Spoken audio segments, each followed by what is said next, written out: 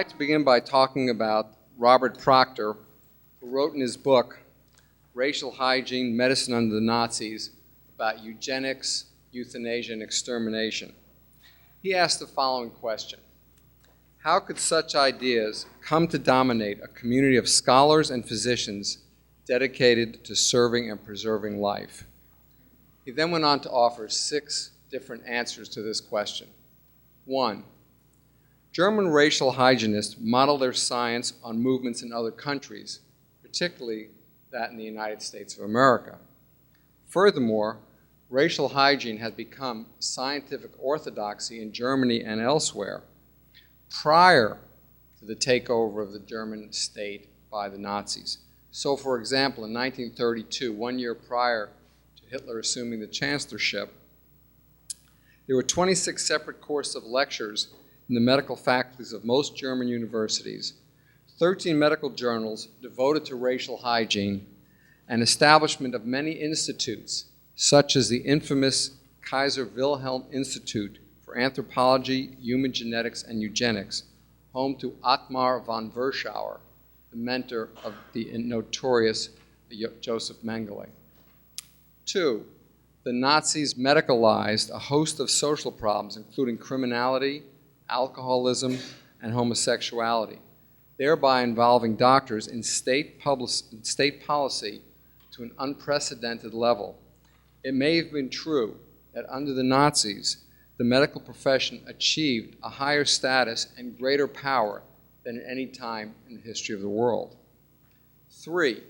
Central to the medical code of ethics was the idea that physicians should stand up for one another, especially in times of adversity or when they were under attack. 4. With the collapse of the German economy from 1929 to 1932, there was severe competition for jobs, especially among younger physicians. Eliminating Jewish physicians, who accounted for approximately 13% of all German physicians, created opportunities for financial advancement, especially for those younger physicians, who were the most enthusiastic supporters of the Nazis. 5. Jewish physicians accounted for an even higher percentage of all German physicians in Germany, particularly in the larger cities such as Berlin, especially in academic medicine. Eliminating Jewish physicians created opportunities for professional advancement for German medical scientists whose credentials and prestige helped to promote Nazi ideology. And 6, wartime provided a rationale for sacrificing the sick and the inferior, those lives not worth living, as it were, to free up beds for the war effort, Germany's war effort during World War II. The notion being, just as the healthy could sacrifice their lives by going to war, so too could the lives not worth living be sacrificed for the benefit of the German state. In other words, German physicians betrayed their Hippocratic oath, the bedrock of medical ethics for the previous 2,000 years.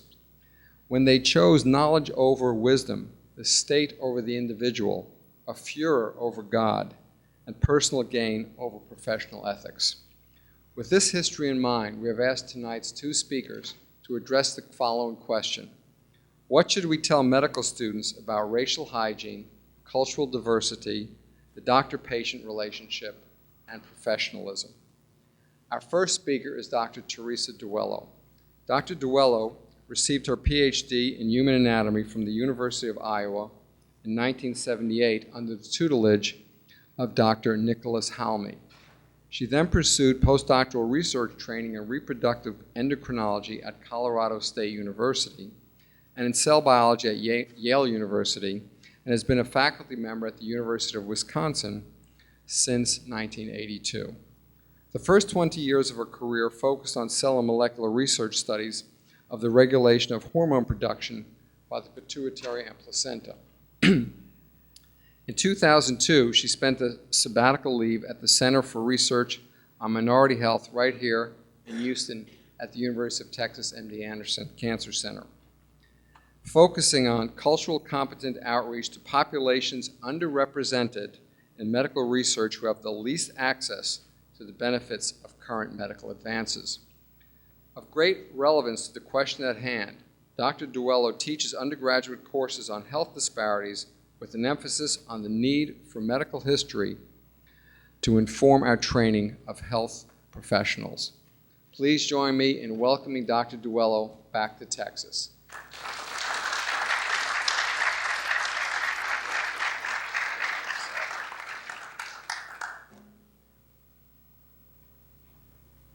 Thank you. I'm glad to be back in Texas, and I'm honored to be here tonight. So I thank Dr. Rubenfeld first and all of the organizers as well. So I'm going to deal with the part on what we should tell medical students about racial hygiene, and Dr. Jordan Cole will be covering the other areas. The Human Genome Project was launched in 1990, a $2.7 billion effort spent to sequence the human genome to determine the genetic alphabet of life, a four-letter alphabet that gives us all of this diversity. It was completed in 2003. Dr. Francis Collins, who's a speaker later in the series, is the director of the Human Genome Project, and he jokes that this was the first government project that was completed ahead of time and under budget. One of the distinctive points about the Human Genome Project from its inception was that Native Americans elected not to participate. And I assume this was because they wanted to remain distinct as a population. That was their choice. From my white, protected, entitled world, I did not understand that they feared a real or proclaimed genetic difference would be used to justify their further extermination. They feared racial hygiene. So in terms of just a beginning definition of eugenics, hereditary hygiene, or racial hygiene, it's the proposed improvement of the human species by encouraging or permitting reproduction of only those individuals with genetic characteristics judged desirable. Basically an effort to affect the course of human evolution. So the Human Genome Project established that we are 99.9% identical at the DNA level, and that there's actually more variability within a race than between races. As I learned more about the fear of eugenics today, I understood how little I knew about the history of this topic. The early origins of the eugenics movement in England, how it achieved a foothold in the United States, and how Hitler actually got many of his ideas from the US eugenics movement. I then spent nights and weekends in the library trying to educate myself on this topic.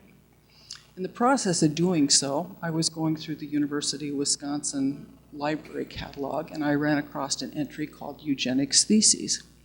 As it turns out, I discovered that there were 767 theses of doctoral theses of medical students in our archives that we were not aware of. They had been listed under one catalog title, essentially. These are predominantly theses that were written between 1930 and 1945. It's uncertain, are not actually certain how we obtained them, but it's believed that one of our professors probably walked them out of Germany some point after the World War II. So I'm going to be talking about 7 of these theses tonight on the basis of my 3 semesters of German, which was inadequate. I could go through and pick out the theses that were on eugenics and on sterilization. I hired a translator thereafter. So I identified 7 of these written between 1937 and 1940 that document the application and the compliance with the 1933 German law for the prevention of hereditarily diseased progeny. This is a law which required sterilization of congenitally diseased offspring to rid the German people of these undesired traits. So the law stipulated 8 hereditary illnesses which warranted sterilization. Feeble-mindedness was a rather broad nondescript category. Schizophrenia, manic depressive insanity, also called circular insanity, epilepsy, Huntington's chorea, which is also called St. Vitus's dance, blindness, deafness, and bodily deformities. A 9th one that is unnumbered but was understood was severe alcoholism. So in 1933, the Berlin correspondent for the Journal of the American Medical Association wrote that a course in licensure for medical school at this point took up to 7 years. I'm just trying to set a little bit of the context of what it was happening when these medical students would have began their curriculum. There was 11 semesters of study, 1 semester for examinations, and 1 year of internship. This was at a cost of $2,380 to the student, which was matched by the state. So you can see that things have changed quite a bit because your books alone would not be covered by that amount today. So students writing these theses in 1937 to 40 would have matriculated in the late 20s or the early 30s, assuming they began at about 18, depending upon whether or not they had done their year of military service or work service. So early in their medical career, the sterilization law was enacted at a time when the theory of heredity and the study of eugenics became, for students in grammar schools, high schools, and trade schools, a required subject. It was also made obligatory for physicians, teachers, and theologians, and it was a subject of examination for physicians. This is a picture that came out of a biology textbook, basically a high school textbook.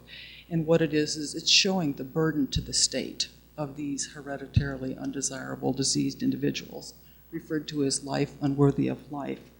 And that indicates that it was a cost of approximately 50,000 marks to the state. So this is about the burden of resources on the resources of the state of these people. So the Sterilization Act, first a request had to be made by the person to be sterilized or by their representative. The certificate was completed by a physician who was obligated to supply evidence to a hereditary health court, and there was no issue of patient confidentiality here. It stipulated that the physician providing the certificate could not be the physician who performed the sterilization, and the expense would be borne by the state. So the certificate was filed, and there was a 14-day period in which an objection could be filed. In the absence of that objection, it was expected that the sterilization would take place within the next 14 days. If there was any postponement of the sterilization for any reason, this had to be approved or notified to the hereditary health court. So the proponents of eugenics would argue that the eugenics movement, racial hygiene, was about social responsibility, altruism for the greater good of society, creating a healthier and more intelligent people, and to save the resources of the state, lessening human suffering. This law stated that the primary goal was to safeguard life, and the secondary goal being the reliability of a successful result. And the successful result, the goal was a 100% sterilization rate with essentially zero mortality, to remove undesired traits from future generations of the German people. So in 1933, at the time of the enactment of this law, which would have been early in their medical careers, it was also decreed that physicians seeking admission to panel practice had to be enrolled in a federal register with registration denied if the physician was not a German citizen in good standing, in full standing. This excluded all physicians of non-Aryan origin, or any physician whose spouse was not Aryan. Thus, a medical student in the 1930s would be well aware of the emphasis on eugenics in the medical curriculum, the role of their chosen profession in promoting racial hygiene, and have an understanding that a German physician in full standing was Aryan. They also understood that it was considered the duty of the profession, the medical profession as a whole, to preserve and promote the nation's health, sound heredity, and racial purity. There were actually 2 parts to the eugenics, and initially in the Sterilization Act, they talked about negative eugenics, and this was basically the sterilization of anybody who fell into these categories. So it was a decision of who should not reproduce. It was followed closely on the heels by a positive eugenics, deciding who were those select people who should populate the earth and who should continue to reproduce. It was understood on the side of the positive eugenics that sterilization absolutely was not to be used for contraception. It was also understood that physicians who did perform sterilizations for any other reason could be prosecuted under the law. There was a case called the Offenburg trial in 1935 where 3 physicians were sent to prison for performing unpermitted sterilizations. So on these 7 theses, there were basically 5 that dealt with positive eugenics, the sterilization due to hereditary defect, 1 on positive eugenics, addressing the problems of infertility, and 1 on the psychological impact of sterilization, which was amazing, fascinating, upsetting. These read similar to case studies or medical records reviews that you might see today, in as much as they summarized the experience of the enactment of this law, the number of patients, the statement of the diagnosis, the surgical approach, abdominal, vaginal, inguinal, the relative meritives of the approach. There were approximately over 30 different procedures being tested, essentially, to get an effective sterilization rate of 100% with no complications or mortality. So they went into great detail to talk about post-surgical complications as well as any cause of death. However, these were different in several significant respects, which provide insight into what was accepted by the faculty thesis advisors as acceptable scholarship. So I'd like to now, in the words from the theses of these physicians, to tell you what they have learned or were being told about racial hygiene, and then follow it with what I feel are some of the implications today. So for lack of a better term, I call these aberrations. I was trying to find some words other than outraged. So these are aberrations that I picked up in these theses. The first was to proclaim the virtue of the law for the improvement of the German people and the credit due the Third Reich. So one student says, although similar laws already existed in other countries, they've always tried to propagate against Germany again and again. In 1909, in the state of Connecticut in the United States, a law of this kind was enacted for the first time in North America. This was long before a law on sterilization was accepted in Germany, pointing to the United States. Another student says, it's solely due to the Third Reich that for the very first time, legislation for the sterilization of congenitally diseased persons has been put in place for an entire nation. Another comment, Germany will strive not only to keep the peace in Europe, but also to create a community of congenitally sound and strong people, keeping the peace in Europe. This is at a time when, after following the defeat in World War I was still fresh in the minds of the German people, racial hygiene provided a point around which physicians could rally, the improvement of the race. There are terms in these theses which are really military terms in terms of talking about the improvement of species. One student writes, the purpose of the law was to liberate the genotype of the German people from diseased genes to the greatest extent possible, to prohibit the danger of hereditary diseases for the future, and thus make them rare with each passing generation. Other theses refer to the freeing of the German type, the genotype of the German people. It was also comments in reference to the law that of the need to house patients separately away from other patients without any other hereditary taint, such that they may not misrepresent the law. So there were comments about housing populations separately. One particular comment was, at this point, a student writes, at this point, it's too early to come up with the experience of long-term consequences. Clearly not if you think you're trying to change the course of evolution. However, because they are possible and very much considered among laymen, the doctor has to especially take into account lamentations and complaints, which are brought up as the consequences of the sterilization operation. It's of fundamental importance to swiftly counter any public unrest concerning the measures due to the law and firmly establish the idea of a hereditary health of the population. There were also comments about the problems looking at the pros and cons of general versus local anesthesia. One of the problems with local anesthesia being that the patient could recount what had happened to her. The others about persistent objections of women who objected to sterilization even when their current pregnancy was allowed to go to term. I found it extraordinary to incorporate politics and opinion into a patient case study or a medical records review. Today, you find maybe individual, not usually political viewpoints, but in letters to the editor, comments, perspectives, but not in patient case studies. The second point is that the presentation of the data is documentation of compliance with the law, omitting all the discussion of the diagnosis, but including detailed information on delays or cancellations of the sterilization, which would have had to have been reported to the hereditary health court.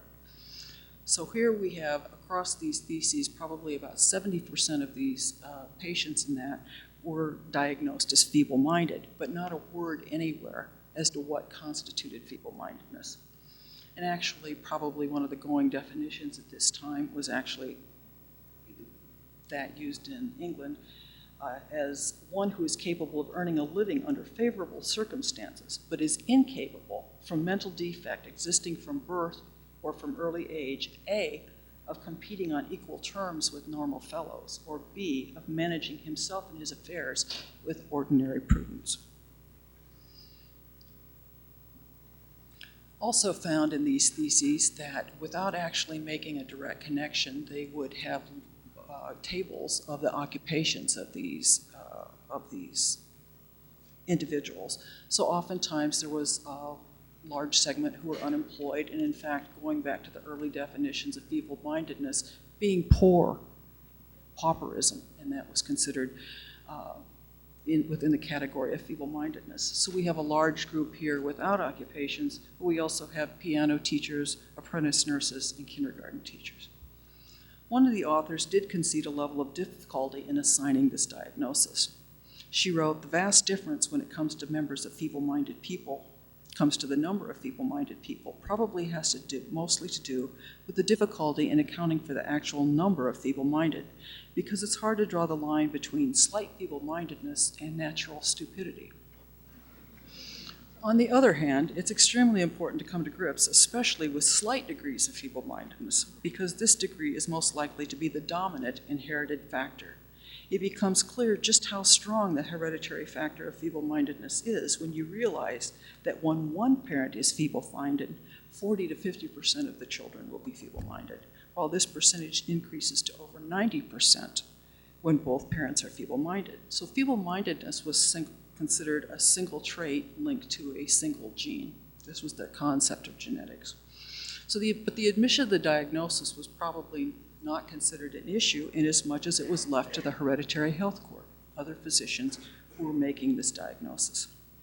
So having omitted any explanation or justification of the diagnosis, they go on to present the medical data as documentation of compliance with the law, focusing on legal and political endpoints, as well as the medical endpoint of affecting 100% sterilization rate, hopefully using a single perfected procedure.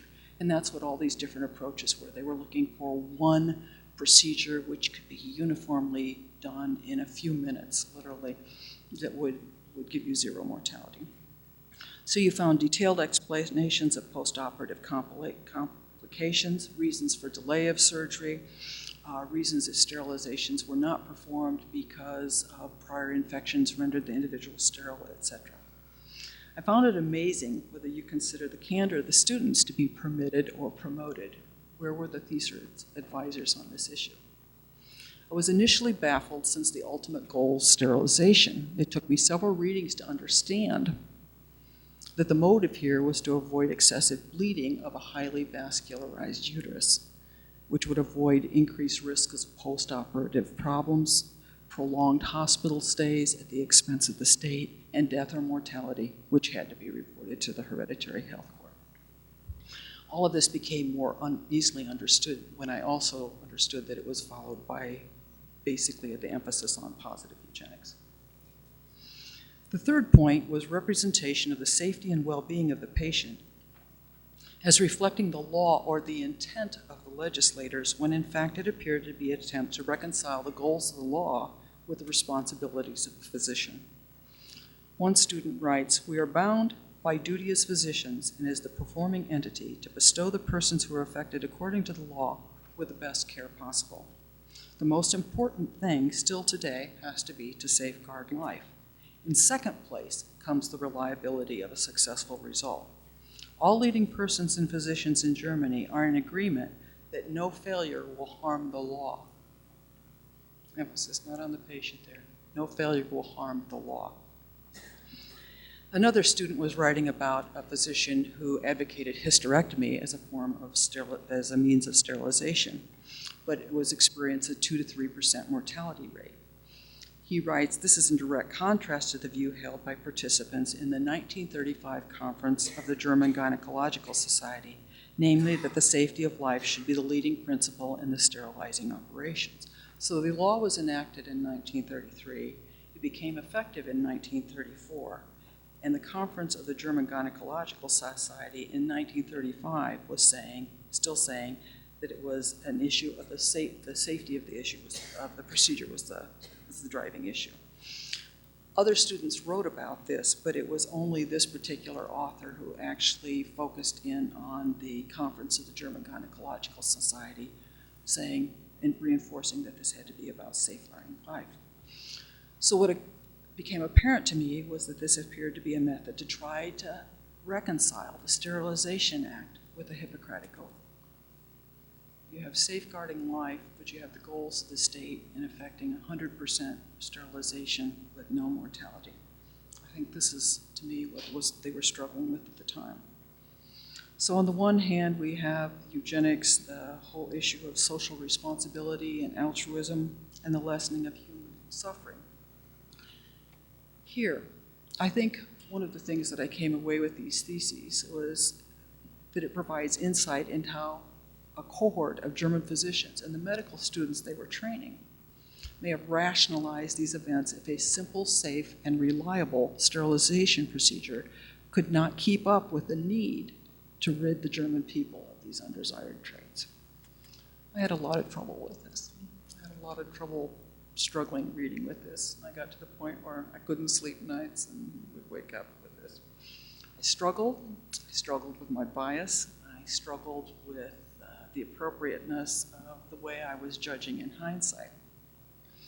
I struggled with the idea that talented medical students who conformed to the nationalist socialist ideals of, quote, moral, political, and intellectual adaptability were eligible for financial awards by the student organization of the Reich to defray the cost of the printing of these theses as well as their living expenses. I had to ask myself, how different is this from a scholarship today? ROTC even.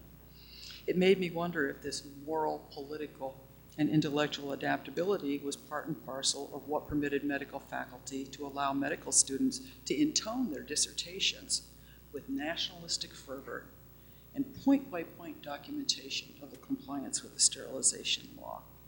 This is the same moral, political, and intellectual adaptability that had permitted some of these dissertators to dedicate these theses to their mothers. Is this any different than me dedicating my thesis to my mother, which I did? I struggled with the idea that on the occasion of Hitler's 50th birthday, a foundation was set up by German physicians and 1 million marks was placed into it in order to give money in that set aside for talented students of moderate means. This was a gift from German physicians. The interest was to be increased by 50,000 marks each year through annual contributions by physicians to assist talented young Germans in their medical studies. It says, this foundation then is to benefit especially those who, according to the new regulations terminating the freedom of doctoring, may be admitted to medical studies even without the usual college education on the basis of special achievements. So now we have others evidently practicing medicine as well. Is this the same 50,000 marks in saved resources that they're referring to in the biology textbook, the burden to the state?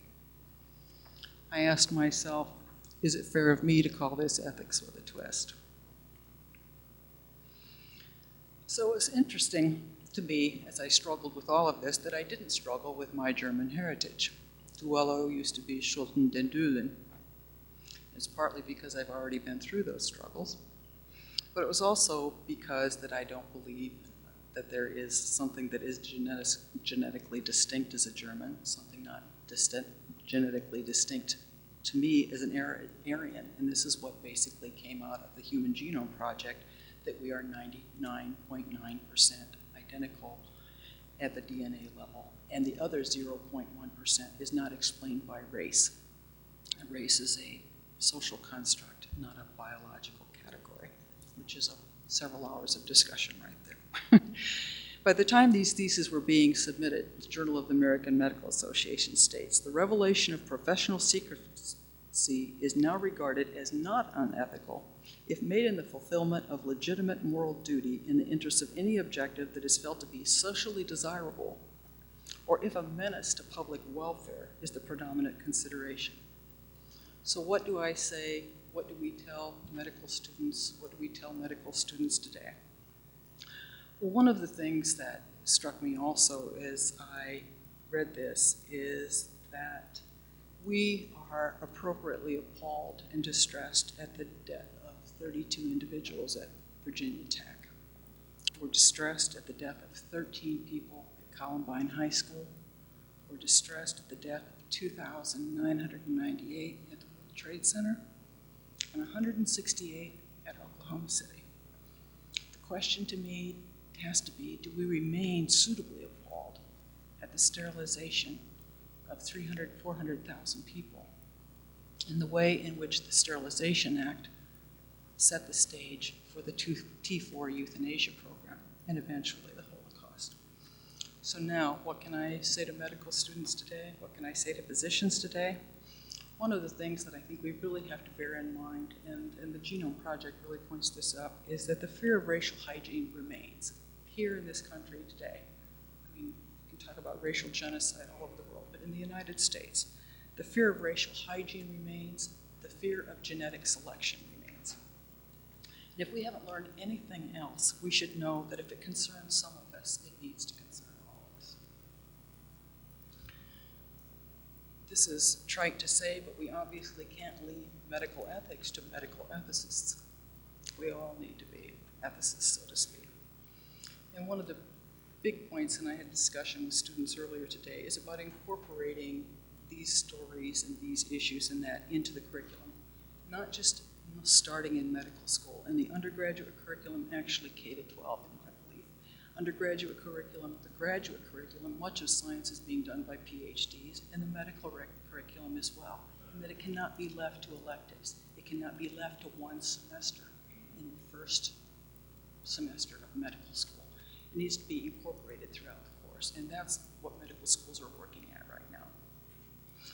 We also need to tell students where data came from, data that is in the textbooks. I feel deceived in my education by some of the things that I wasn't told about how we know from Mengele studies and that about human reproduction. One of the things that we argue is there's not time. There's not time. We have this burgeoning wealth of information. How can you keep fitting it into 4 years of medical school? I just want to give this example because this can be done. It can be done very effectively without worrying about huge curriculum change. I was a graduate student at the University of Iowa in 1974 with Dr. Nicholas Helmy. He was a physician, he was a pathologist, he was a Hungarian Jew. I was studying the pituitary gland, a little gland on the base of the brain, and one day I was in his office and he pulled a book off the shelf and he opened it up and handed it to me. It was a German book in German, had a beautiful picture of stained cell types of human pituitary tissue. And the figure legend said 55-year-old Jewish male, death by strangulation. And what the figure legend was saying was that the cause of death was known, the time of death was known, and that there were not postmortem changes. And it was that coldly placed. That was the beginning of my education 33 years ago, and it took about 60 seconds. So it's reminding people where some of this data came from, the appropriateness maybe of even using it, and the sacrifices that were made that we really need to incorporate into the medical curriculum as well. So these are certainly things that I hope medical students and physicians will still be bearing in mind as we think about how we are teaching and how our students want to teach in the future.